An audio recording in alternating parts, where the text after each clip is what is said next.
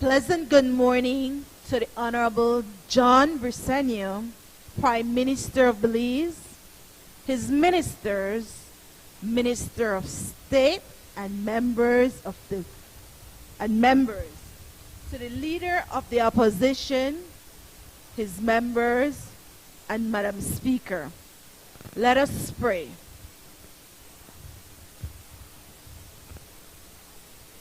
Almighty and eternal God, who through Jesus Christ has revealed your glory to all nations, please protect and preserve Belize, our beloved country.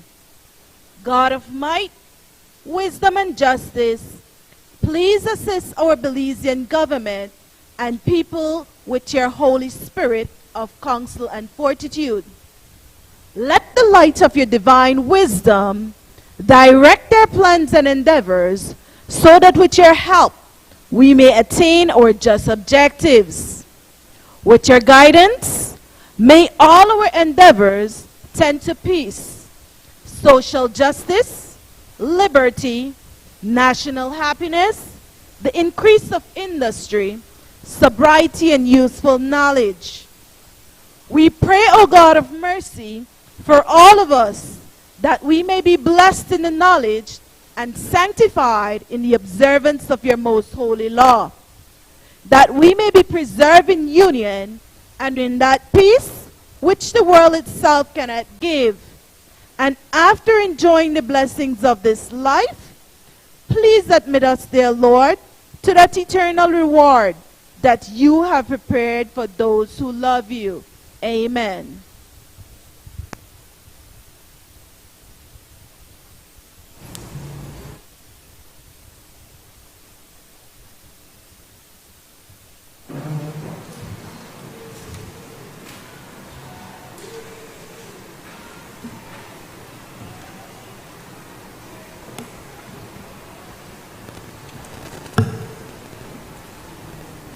Announcement by the Speaker. Good morning, honorable members. There are a few announcements I will make before we commence today's House meeting. First, this month is Breast Cancer Awareness Month. Honorable members, I ask for a moment of silence in salute to those who have lost their battle, and to those survivors who are an inspiration to all of us on the importance of screenings and early detection to combat cancer.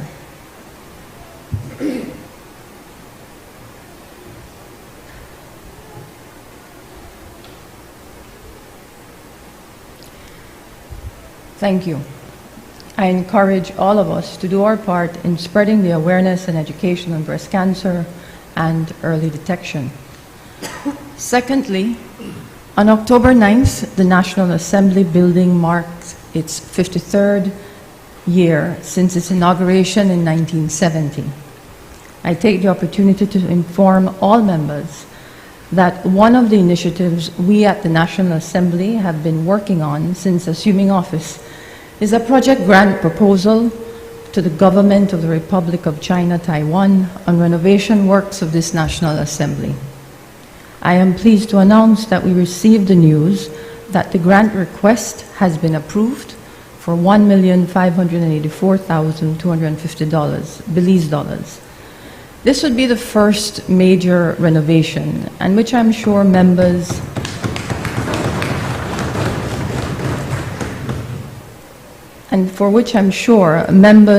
the visiting public, the media, and invited guests will attest is much needed.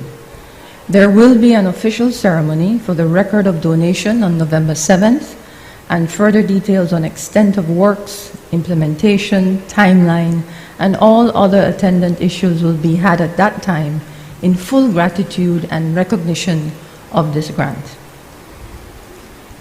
I take this opportunity as well to inform members that the annual National Children's Parliament is scheduled this year for Friday, November 10th.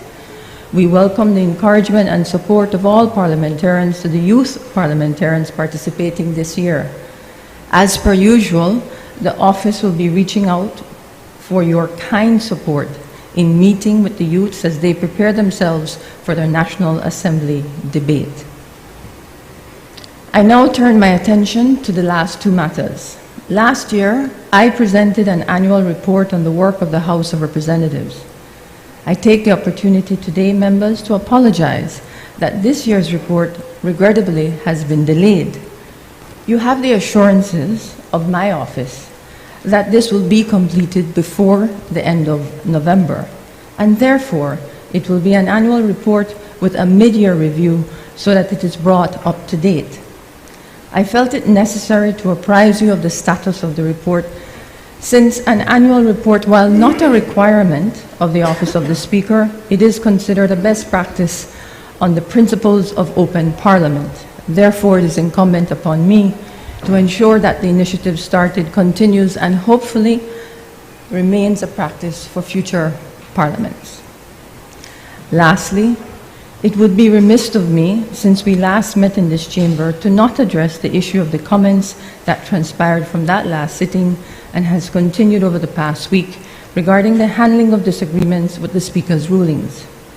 I take this opportunity to repeat again, for the record, that members are free to disagree and criticize vociferously. However, such must be able to be communicated in a manner befitting of the respect for the office and for the institution. It is about the respect for the rules. It is about the respect for the institution of Parliament, an institution for which much work must be done to regain the public's trust in its management and conduct. As the Speaker, my job coming into this environment is to rule with clarity of thinking and not to be distracted by the politics or to be taken down the alleyways of unparliamentary, indecorous, and undignified behavior, unbecoming of the position of a parliamentarian and the expectations that come with such a weighty position. Honorable members, I am duty-bound to preside by the rules and the long-standing best practices of parliaments and presiding officers, without fear, without favor, from either side of this House. And so I commit to continue doing so. I thank you for your time. Papers.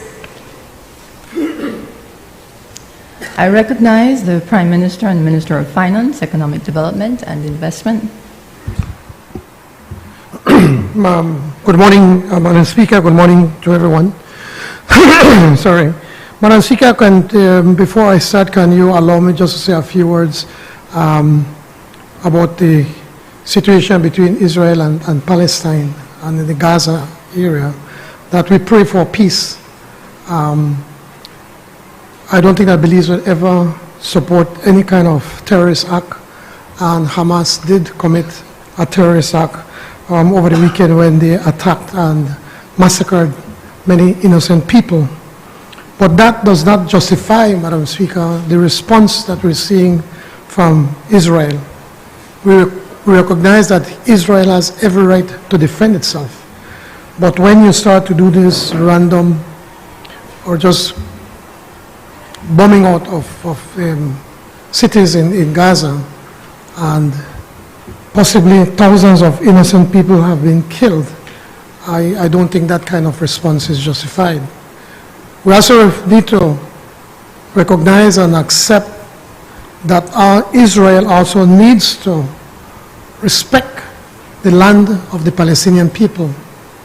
Over the years, they've been going and pushing into the West Bank and taking more and more land of the Palestinian people. And in many instances, the Palestinian people feel helpless that the world is just sitting by and allowing a form of apartheid to take place between Israel and Palestine. I watched the news this morning, and I'm told now that Israel is giving 1.2 million people in the Gaza Strip 24 hours to leave because they're going to go into a full-scale war and attack in that area. by continuing bombing and soldiers just going into that area. Madam Speaker, I believe that we need to not only pray for peace, but to try to put some pressure between both sides for there to be some sort of settlement or to cooling off of the tensions at this moment, and that hopefully that Israel will recognize the land that they have illegally annexed from the Palestinians and to be able to return those lands so that there can be lasting peace in the region. That said, Madam Speaker, I rise to lay on the table sessional papers, HR 219/1/13, the Development Finance Corporation, the DFC Annual Report for the year 2022. HR 2020-221/1/13, the Belize Social Investment Financials Fund financial statements for the year ending 31st March 2023. HR 220A/1/30, the Central Bank of Belize Annual Report and Statement of Accounts 2022, and HR 2020B/1/13, the Central Bank of Belize Revised Estimates of Revenue and Expenditure for Fiscal Year 2023. Honorable members, those papers are ordered to lie on the table. Presentation of reports from select committees. I recognize the Honorable Chairperson of the Constitution and Foreign Affairs Committee.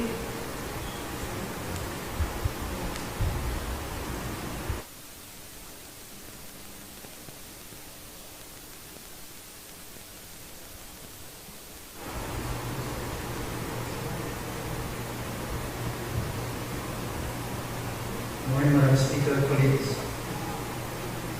I rise today on the table sessional paper number HR 220C/1/30.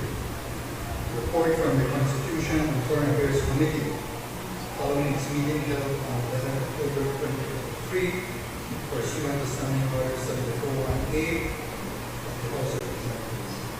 Thank you. Honorable members, that report is ordered to lie on the table. I recognize the Honorable Chairperson of the National Security and Immigration Committee.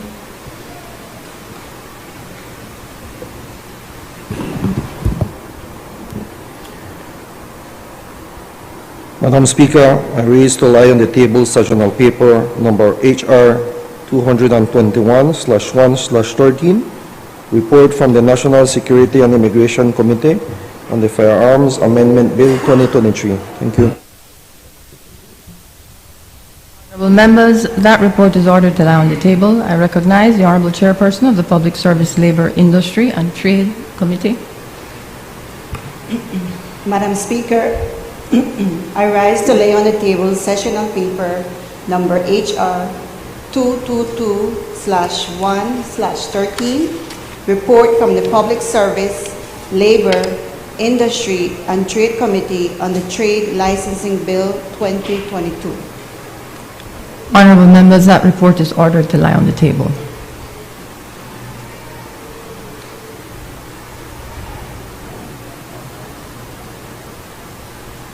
Introduction of bills. I recognize the Honorable Prime Minister and Minister of Finance, Economic Development and Investment.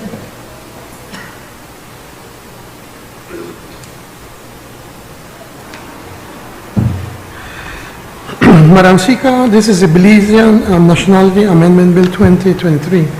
Madam Speaker, I rise to introduce a bill for an act to amend the Belizean Nationality Act, Chapter 161 of the Substantive Laws of Belize, Revised Edition 2020, to clarify the provisions relating to grant of nationality to children born to non-Belizeans who have, since the birth of that child, acquired Belizean nationality, and to provide for matters connected therewith or incidental thereto.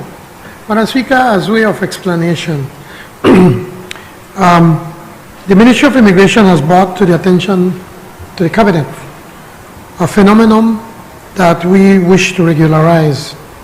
There are examples of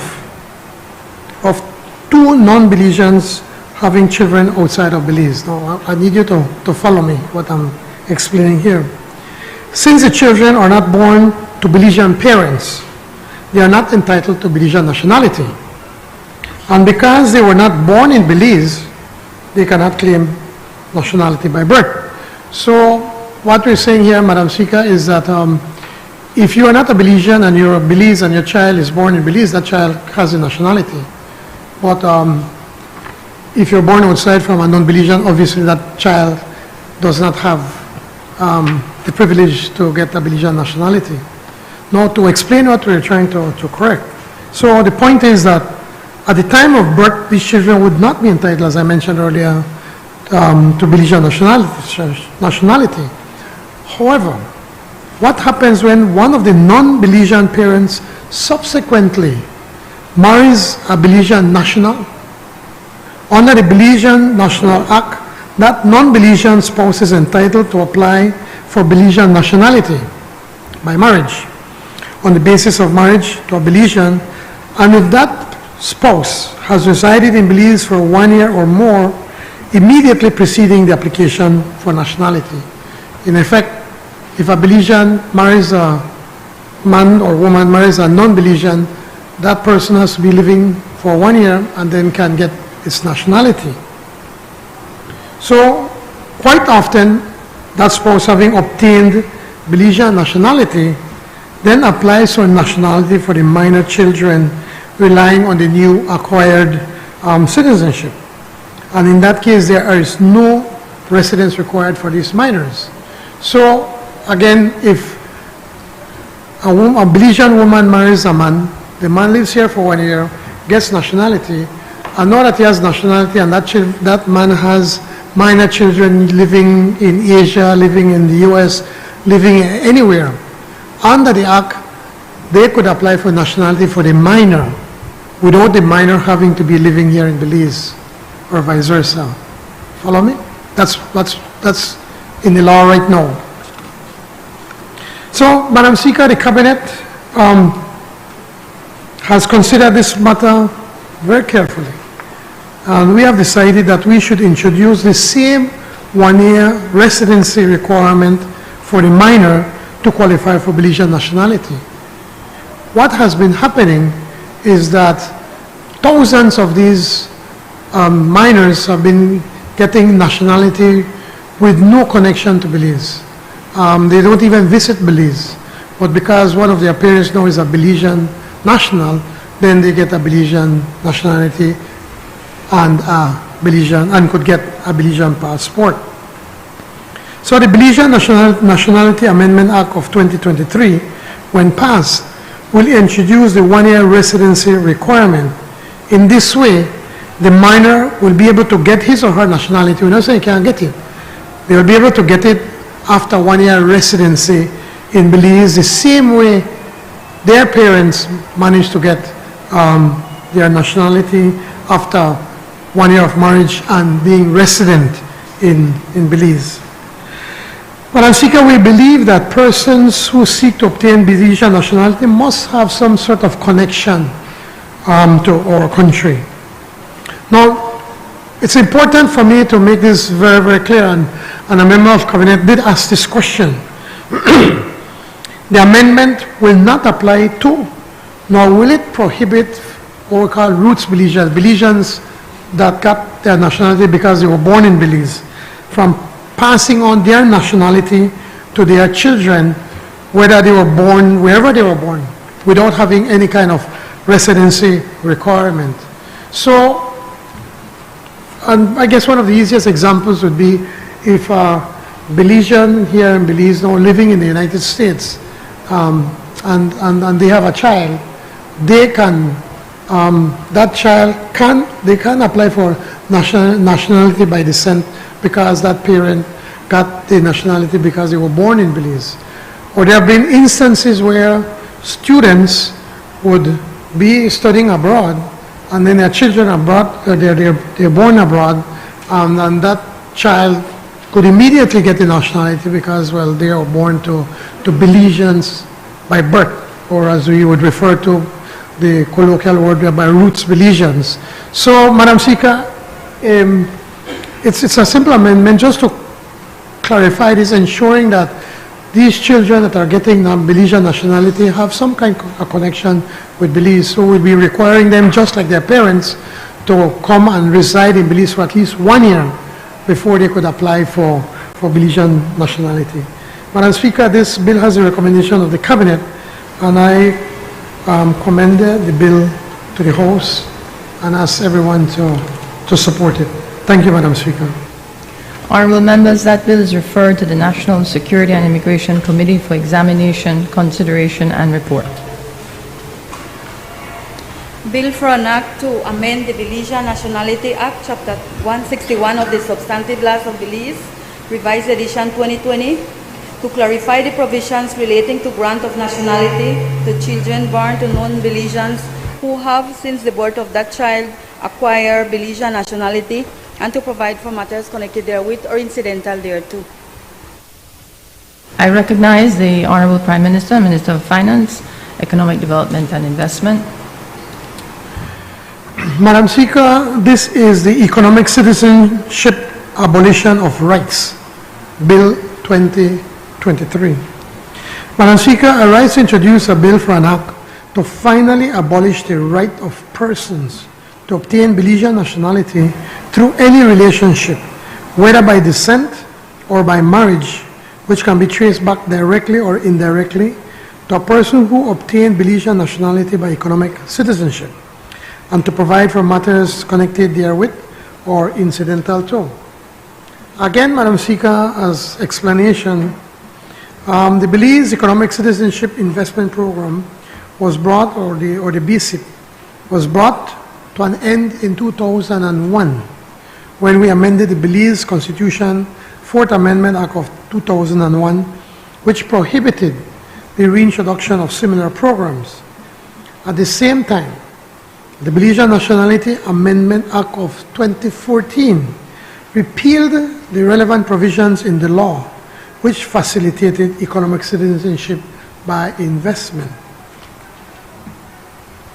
The clear intention of the legislature was to completely abolish economic citizenship in Belize. Regrettably, Madam Speaker, that laudable object was not achieved. Notwithstanding the 2014 legislation, descendants of persons who received economic citizenship prior to 2014 have continued to apply for citizenship by descent, relying on the provisions of the Belize Nationality Act that enables descendants to rely on their parents' nationality to obtain Belizean nationality. Hundreds, if not thousands, have become Belizeans using the procedure since 2014. Well, what happened, again, to give further explanation, if a person gets the nationality through the economic citizenship program, then that person becomes a Belizean, then their children apply for citizenship, and so they become Belizeans. Then their children apply because they have citizenship. I know we probably are maybe on the 4th and 5th generation of economic citizen. People are applying because of an economic citizenship program, program that was done during the time of their grandfather, or even some instances their great-grandfather. If that was not bad enough, Madam Speaker, we have noticed also that non-Belizean spouses who marry Belizean economic citizenship have also applied for nationality, relying on the provision in the law that entitles a spouse to claim Belizean nationality through marriage. Again, hundreds of persons have taken advantage of this loophole. Madam Speaker, we believe that these loopholes are being abused and used to defeat the intent of this Honorable House to abolish economic citizenship.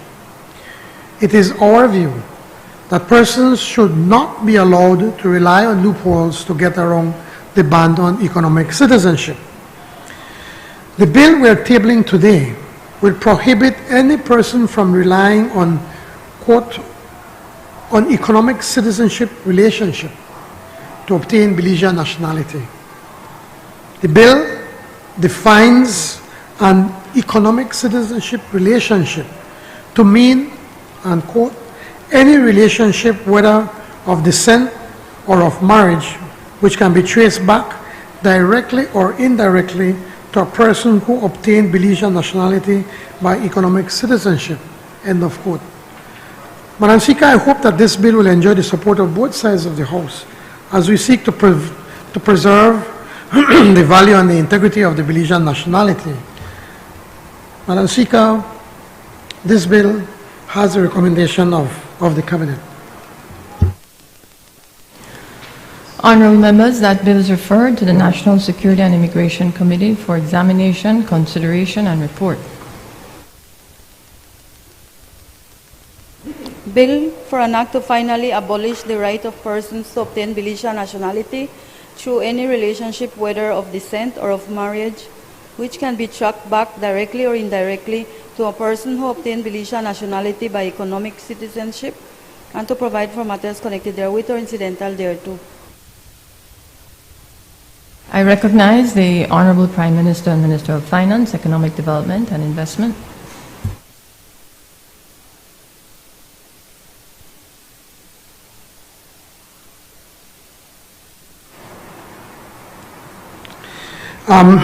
Madam Speaker, this is the Municipal Securities Bill 2023. Madam Speaker, I rise to introduce a bill for an act to provide for the regulation of municipal securities and to provide for matters connected therewith or incidental thereto. The proposed Municipal Securities Bill seeks to provide the enabling legislation to regulate how local municipalities can access the capital market directly through the issuance of long and short-term municipal securities to finance public investments and drive local economic development. The bill also considers a range of other matters, such as the appropriate regulatory framework for these municipal securities and the public disclosure obligations to the municipalities to protect investors. The municipalities in Belize generally raise money to cover its expenses by central government subventions, levying taxes like property taxes or charging fees like trade licenses fees. This typically supports operating expenses like salaries, administration and maintenance expenses, and in some instances it's not even enough to cover their operating expenses. This, however, is not the most appropriate means by which long-term infrastructure works or can be funded. In the past, the municipalities have simply gone to the banks to borrow funds on long-term loans or overdraft to finance these works. As we all know, whenever you have a middleman, there tends to be an additional cost added for the middleman to make money. In this case, the middleman is the bank. That is why they are referred to as financial intermediaries. In other more financially developed jurisdictions, borrowing from banks is not the typical practice of municipalities. Municipalities typically raise money through direct borrowing in the capital market by cutting out the middleman, by cutting out the banks. This is done by issuing municipal securities in the form of bonds, notes, or municipal paper. These financial instruments are essentially basically an IOU issued by the municipality to its lenders or investors. This is usually the cheaper, more efficient way of borrowing by the municipalities. Importantly, municipal securities allow local municipalities to finance their investments without burdening the central government. Raising money through the issuance of municipal securities is not foreign to Belize. It has happened before. The first municipal bond were issued under a UDP Belize City Council led by then Mayor Darrell Bradley.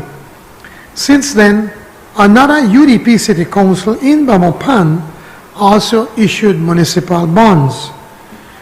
The Belize City Council has since issued a short-term municipal paper as well. The monies raised through these municipal securities have been used for various purposes, but in most instances for public infrastructure works like the building of roads and drains. Over the course of our first 42 years of independence in our local towns and cities, we have seen tremendous investment by households and the private sector in their personal assets such as homes, residential and commercial buildings. Unfortunately, this build-up of wealth of private assets have not been matched by a commensurate investment in our municipalities' public infrastructure, such as our streets, our parks, our drains, community centers, and other public facilities. Furthermore, over the same period, the significant population growth in most of our urban centers and simultaneous increase by the new residents in the demand for public goods and services have placed additional burden on the finances of municipalities. With the passage of the Municipal Securities Bill, our municipalities will be able to access available monies in the private sector and tangible properties within their communities. High excess liquidity of almost $800 million in the banking system highlights the need for investment opportunities for household savers and institutional investors.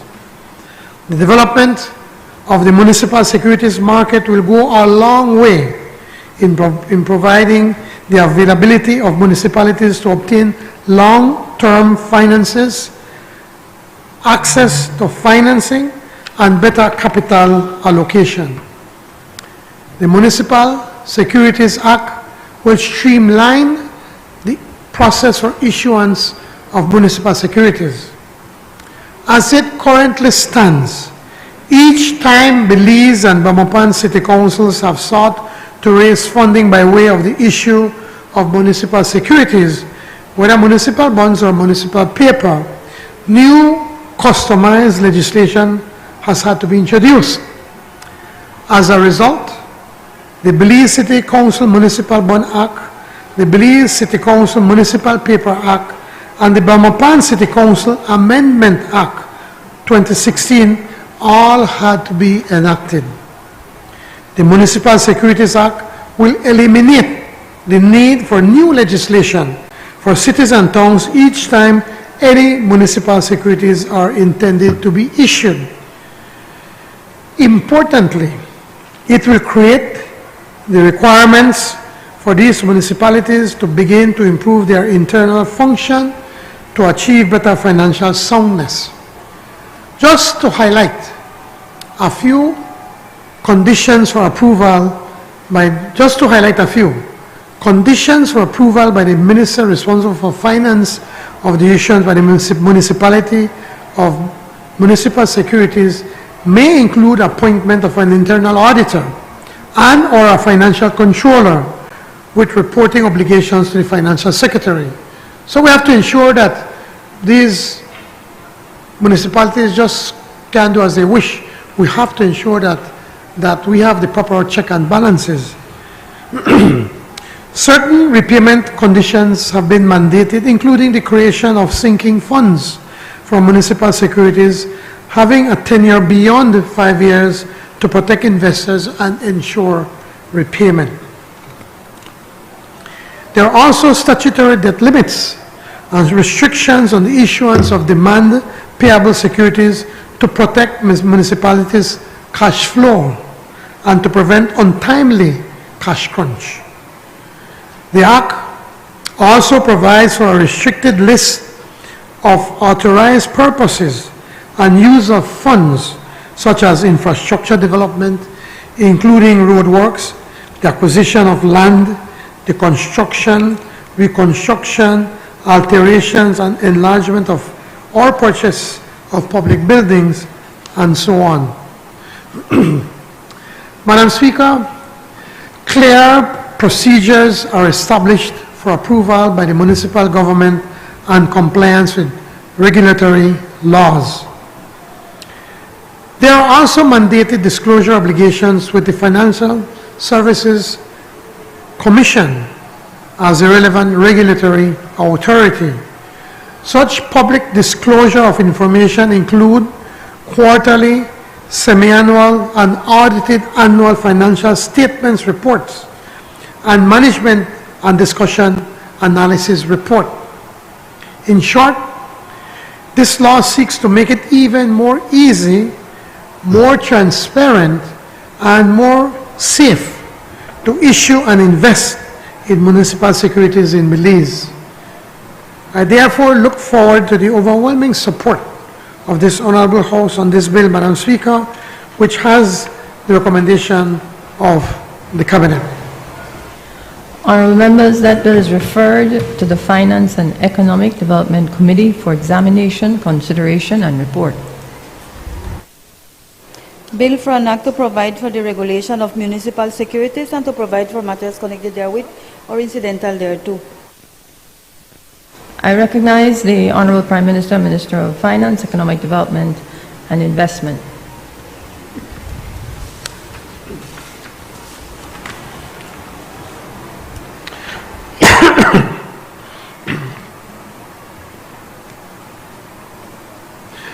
Madam Speaker, this is the Fiscal Incentives Amendment Bill 2023. I rise to introduce a bill for an act to amend the Fiscal Incentives Act, number 4 of 2023, to replace the definition of MSME and to provide for matters connected therewith or incidental thereto. This is a very straightforward amendment, as it is said in the title, that what we intend to do is to replace the definition of the micro, small, and medium-sized enterprise. Members will recall that we passed the Fiscal Incentive Act, which was signed into law on the 7th of March of 2023, this year. In that act, there is a definition for what is an MSME. We have since discovered that there are some inconsistencies with the definition of the MSMEs in Belize and the World Bank's definition for MSMEs. It is therefore important to revise the MSME definition to make ours consistent with the definition of the International Finance Corporation, the IFC, which is the private sector arm of the World Bank. This is important, Madam Speaker, because then by doing that, then we will be able to, or MSMEs will be able to access funding that we get through the World Bank. As it is, we already have some funding at the DFC, but our MSMEs cannot access because we do not have, the definition does not match what the World Bank has as MSMEs. MSMEs is a priority for our administration. In fact, it is a part of Plan Belize. And we promise first to expand skills training, small business collaborations. Second, to support MSMEs to create 5,000 new jobs. And third, we could debate it, we could correct it. So, okay. And third, to build resilience to climate change, disasters and risk through education, preparation, diversification, and innovation in climate-smart systems of land use, in particular for the small producers and farmers in high-risk regions. Now, when we met with officials of the World Bank, they mentioned that Belize had the opportunity to access additional low-cost funding for MSMEs financing if our definition is in line with that of the International Finance Corporation, the IFC. What we are trying to do, actually, since I mentioned it, when we were working on setting up the MSME, we were just looking, since we have approximately, I think it was 9,000 plus small businesses or in Belize, of which businesses in Belize, of which about more than 95% of them are declared their MSMEs. And so we were trying to put the definition that would more reflect what we have in Belize. It's only after we did that, then the World Bank said, we know what you're doing, you're a small country, and so a small business in Belize would be, or for instance, Boen and Boen would be, which is a big company in Belize, and BTL, they would be recognized as probably a medium-sized business in a country like the United States. So whilst we were trying to put the definition that could be applicable to what we have in Belize, the World Bank then pointed out, but you know what, whilst we know what you're trying to do, being a small country, and over 95% of your businesses are considered MSMEs, which, by the way, the Central Bank pointed out that only about 5% of our MSMEs have access to financing from the bank. They are saying that we need to be able to be consistent with their definition so we could access the low-cost funding. So accessible and affordable financing options are essential for the growth and development of our MSMEs in Belize. So by prioritizing this, government can stimulate economic growth, create employment opportunities, encourage innovation, enhance competitiveness, and reduce poverty. Supporting MSMEs through low-cost financing is a key strategy for fostering inclusive and sustainable economic development. It is for this reason, Madam Speaker, I seek the support of both sides of this Honorable House in making this amendment to the Fiscal Incentives Act. This bill has the recommendation of the Cabinet.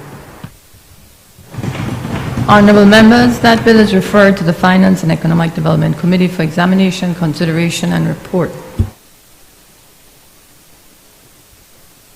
Bill for an act to amend the Fiscal Incentives Act, Act Number 4 of the 2023, to replace the definition of MSME and to provide for matters connected therewith or incidental thereto.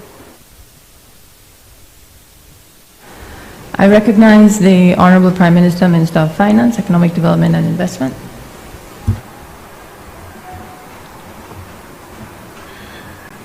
Madam Speaker, this is the Fiscal Incentives Decision, quote, Decision of the Minister, Validation Bill 2023. Madam Speaker, I rise to introduce a bill for an act to validate And Prime Minister.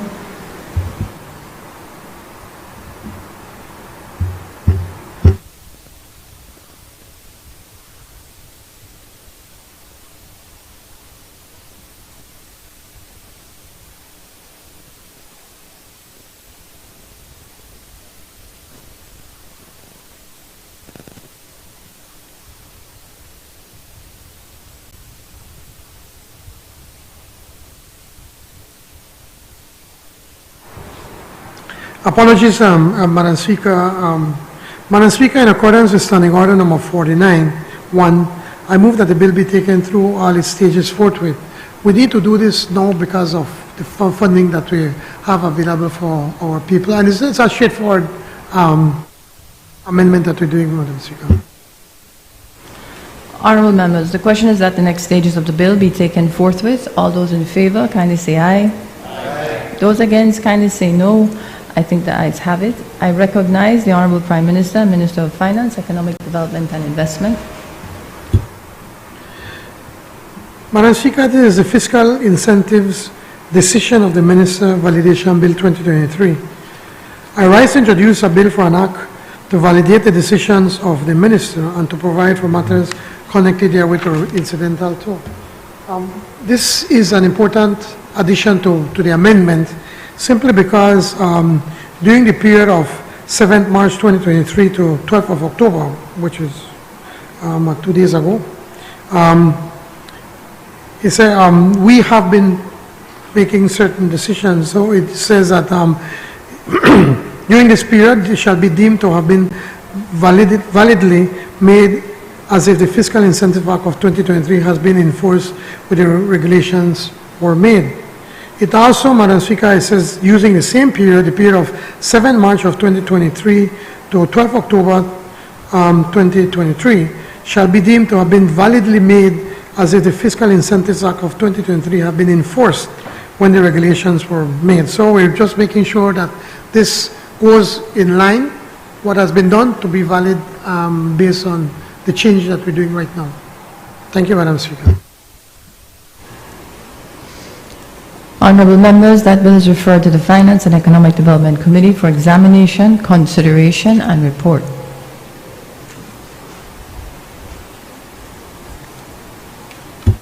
Bill for an act to validate the decisions of the minister and to provide for matters connected therewith or incidental thereto. I recognize the Honorable Minister of Education, Culture, Science, and Technology.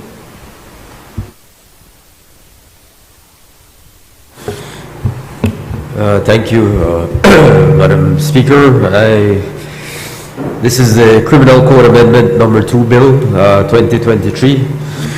Madam Speaker, I rise to introduce a bill for an act to amend the Criminal Code Act, Chapter 101 of the Substantive Laws of Belize, Revised Edition 2020, to expand the definition of aggravated assault, to rationalize and increase the penalty for threat of death and similar character offences, and to provide for matters connected therewith or incidental thereto. Madam Speaker, this bill has the recommendation of the Cabinet. I will introduce another bill immediately after this one. So when I introduce that bill, because they are interconnected, I will provide some brief remarks on both of them. Honorable members, that bill is referred to the Constitution and Foreign Affairs Committee for examination, consideration, and report.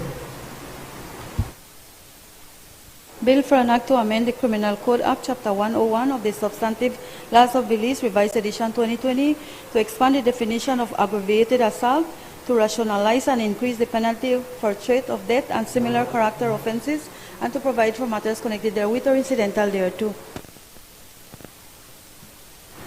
I recognize the Honorable Minister of Education, Culture, Science, and Technology. Madam Speaker, this is the Summary Jurisdiction Offences Amendment Bill 2023. I rise to introduce a bill for an act to amend the Summary Jurisdiction Offences Act, Chapter 98 of the Substantive Laws of Belize, Revised Edition 2020, to upgrade the use of threatening words or behavior from a petty offence to a serious offence, and to provide for matters connected therewith or incidental thereto. Madam Speaker, this bill has the recommendation of the Cabinet. As I said, Madam Speaker, these two bills, the Criminal Code Amendment Number 2 Bill and the Summary Jurisdiction Offences Amendment Bill, are interconnected. Really, the purpose of both of these bills really is to amend the criminal code, to expand, in the case of the Criminal Code Amendment, to expand the definition of aggravated assault, to protect security-related personnel, public officers, teachers, elected officials, to amend the criminal code to increase the penalty in relation to the offences of threat of death and similar character offences, and in the case of the Summary Jurisdiction Offences Act, to upgrade the use of threatening words or behavior from a petty offence to a serious offence. These bills, both of them, follow on the recommendations of the National Security Council discussion paper entitled Threats Made to Security Personnel and State Officials, which was tabled at the National Security Council in June of 2023. Of course, as well as concerns which have been shared publicly by public officers of security threats in the exercise of their duties. As we all know, security personnel, public officers, public officials are inevitably often part of the communities they serve, often making them easy targets for assault and abuse.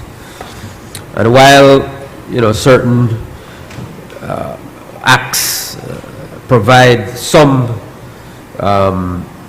support for these officials, for example, like Section 38 of the Police Act prohibits threats against a member of the police department or a special constable. The penalty on conviction is a fine not exceeding $1,000. The BDF, the Coast Guard, do not penalize threats made to members of these security agencies. Likewise, there is no specific protection provided for immigration, customs, prison personnel, and public officers during the execution of their duties. So the Criminal Code contains provisions and penalties for aggravated assault upon a person acting as a judicial officer, peace officer, minister of religion in the execution of their duties. However, there are a number of inconsistencies in the prescribed penalties for similar character of offenses under the Criminal Code.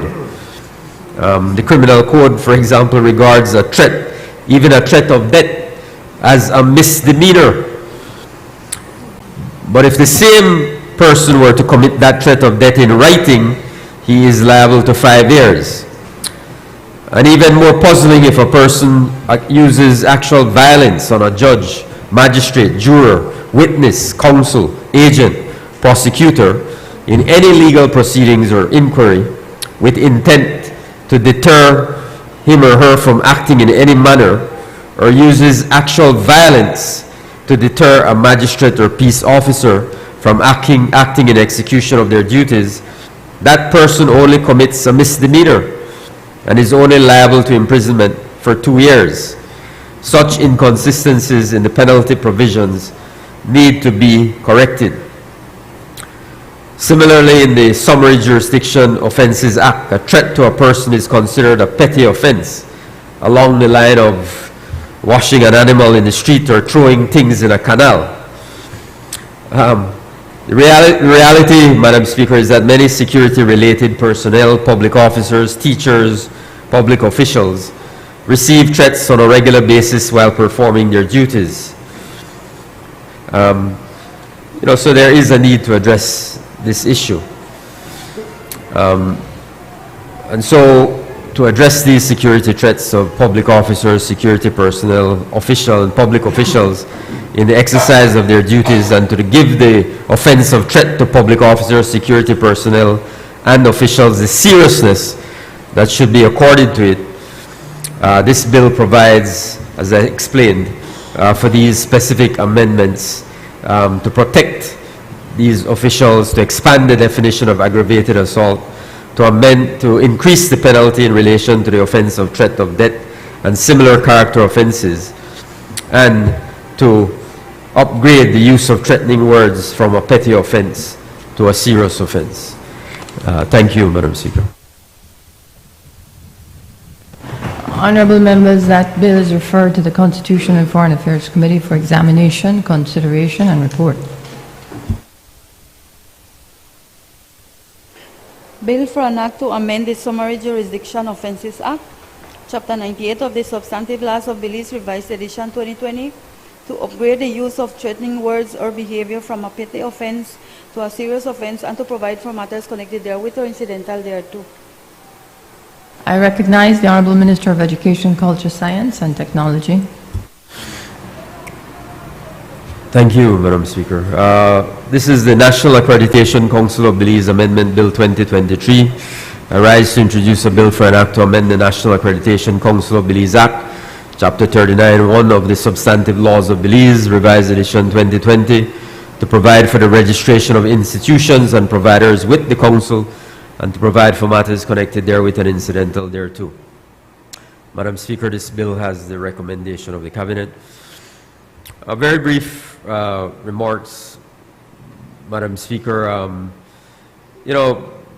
This goes back to 2005, really, when Belize, as a member of the CSME, the Caribbean Single Market and Economy, signed on and passed an act for the establishment of a National Accreditation Council 18 years ago. But there has been no implementation of that act.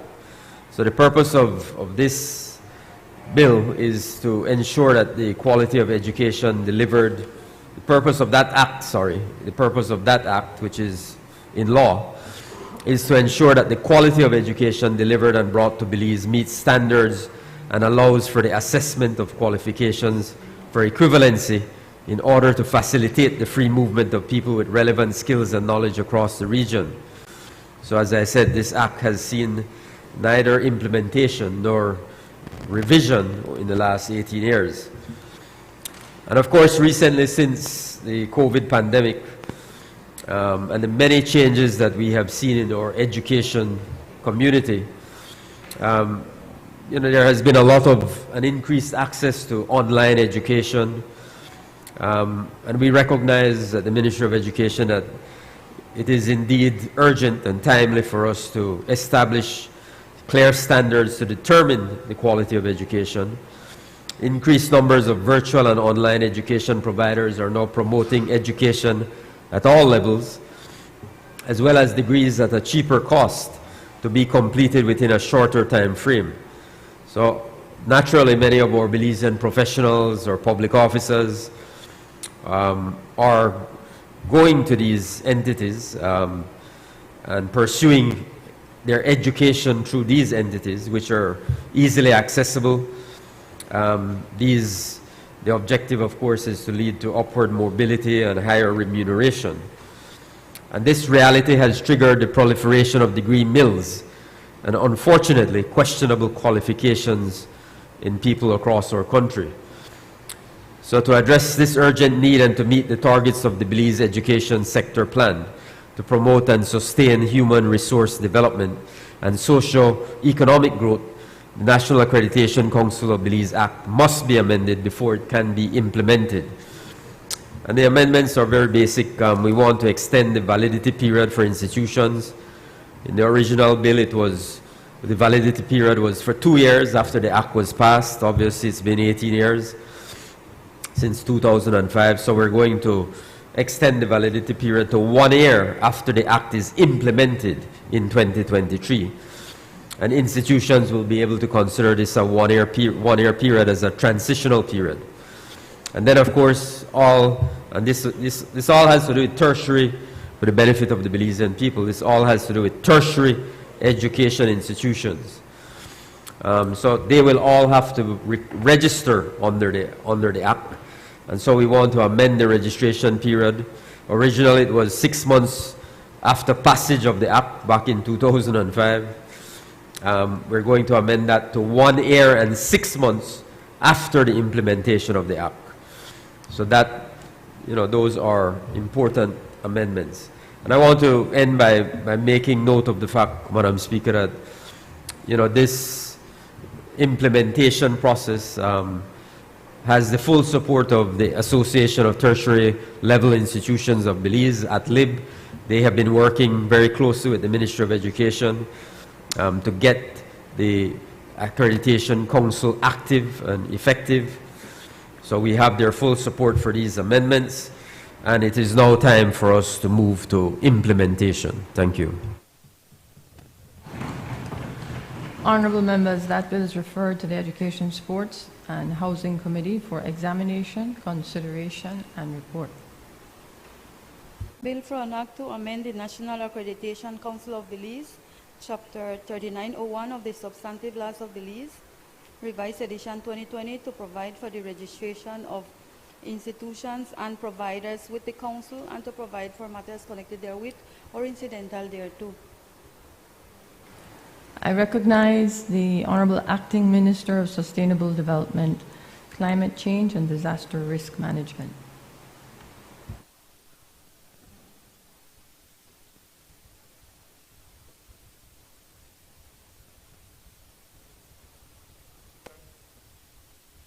Climate Change and Carbon Market Initiatives Bill 2023.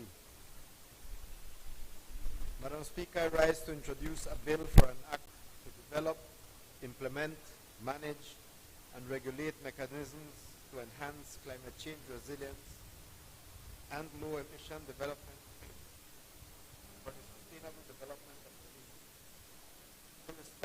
objectives and principles of the international climate regime ratified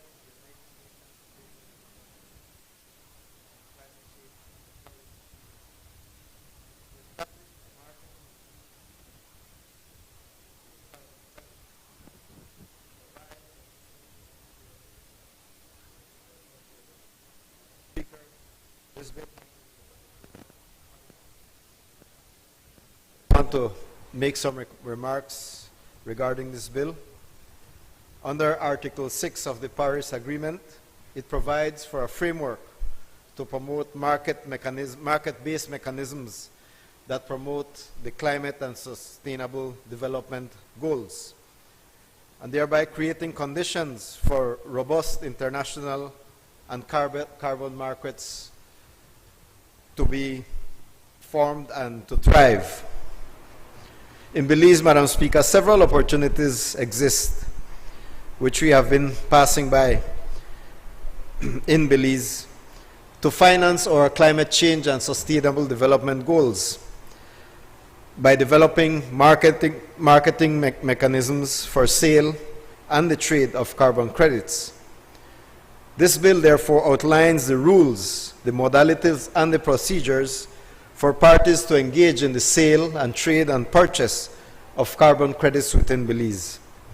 It outlines a governance structure for the implementation of the climate change resilience strategies and low carbon development within Belize, including, Madam Speaker, the establishment of the National Climate Change Council and the establishment of the Climate Change Department. Thank you, Madam Speaker. Honorable members, that bill is referred to the Natural Resources and Environment Committee for examination, consideration, and report. Bill for an act, or that should be bill for an act, yes, to develop, implement, manage, and regulate mechanisms to enhance climate change resilience and low emission development for the sustainable development of Belize, to respect the objectives and principles of the international climate regime ratified in the UN Framework Convention on Climate Change and the Paris Agreement, to establish a market in Belize to trade carbon credits and to provide for matters connected therewith or incidental thereto. I recognize the Minister of Public Service, Constitutional and Political Reform and Religious Affairs. Thank you, Madam Speaker. Good morning. Madam Speaker, before I introduce the bill this morning, if you'll allow me, I'd just like to express my congratulations to two schools in Belize and their students. Palote High School, Madam Speaker, and their students were recognized by the international company, the multinational Samsung, for a design for an aid for the visually impaired, Madam Speaker. And I think it's important that we recognize the good work being done at Palote High School and by their students. And secondly, Madam Speaker, I have to congratulate the student athletes. Yes, the student athletes from Belize High School. Thank you, Minister Radwell, for recognizing robotics as a sport. They went to the first Global Challenge in Singapore, and they won the silver medal for their design of their robot. Out of 191 countries, Madam Speaker, they came in second. Only China beat them. It just shows the ingenuity and the talent that these persons have, Madam Speaker. China has, yes, exactly, the population. Well, of course, the principal of Belize High School is Mrs. J. Roche. I have to congratulate her. But all of the mentors. But, Madam Speaker, it just shows throughout the country, Madam Speaker, our schools are doing an excellent job. Our high schools, our primary schools are turning out the best and the brightest, Madam Speaker, and we have to congratulate our students countrywide. Madam Speaker, I rise to introduce a bill for an act to amend the Referendum Act, Chapter 10 of the Substantive Laws of Belize, Revised Edition 2020, to expand the circumstances in which a referendum shall be held and to provide for matters connected therewith or incidental thereto. Madam Speaker, two sections of the Referendum Act, Chapter 10, are being proposed for amendment to expand when a referendum should be held. One, on any proposed amendment or repeal whether express or implied, of the Petroleum Operations Maritime Zone Moratorium Act, and 2, on any proposed legislation affecting the carrying on of petroleum operations within the limits of the maritime zone of Belize. Madam Speaker, just as a little background, a statement was released yesterday, jointly signed by the government of Belize and by Oceana in Belize. I have to congratulate the Attorney General for representing the government of Belize and Mrs. Jacqueline Marshall-Leck for representing Oceana in Belize for their continued dialogue and for drafting this statement, and certainly Oceana for keeping the communication channel open after the petitions were submitted to the Governor General. A few points from the joint statement. 1, GOB confirms that there is no intention of amending or repealing the provisions of the Moratorium Act. We have to be clear about that. 2, GOB and Oceana in Belize are mutually committed to meaningful consultation on the matter of petroleum exploration in the maritime zone. 3, GOB and Oceana in Belize remain mutually committed to meaningful engagement to focus on the many marine conservation challenges that require collaborative action. 4, this amendment will ensure that the people of Belize will have their voices heard through a national referendum in the event that any government, now or in the future, desires to amend or repeal the Moratorium Act. 5, there is a commitment to dialogue and meaningful working relationship to protect and sustainably manage Belize's maritime conservation environment. And 6, finally, thank you to all the Belizeans who signed the petition. Please be assured that your message was heard loud and clear. Madam Speaker, thank you very much. This bill has a recommendation of the Cabinet. Honourable members, that bill is referred to the Constitution and Foreign Affairs Committee for examination, consideration and report. Bill for an act to amend the Referendum Act, Chapter 10 of the Substantive Laws of Belize, Revised Edition 2020, to expand the circumstances in which a referendum shall be held and to provide for matters connected therewith or incidental thereto. I recognize the Minister of Public Service, Constitutional Political Reform and Religious Affairs. Madam Speaker, in accordance with Standing Order number 49, 1, I move that the bill be taken through all its stages forthwith. Honourable members, the question is that the next stages of the bill is taken forthwith. All those in favour kindly say aye. Aye. Those against kindly say no. I think the ayes have it. Motions relating to the business or sittings of the House. I recognize the Honourable Prime Minister and Minister of Finance and Economic Development and Investment.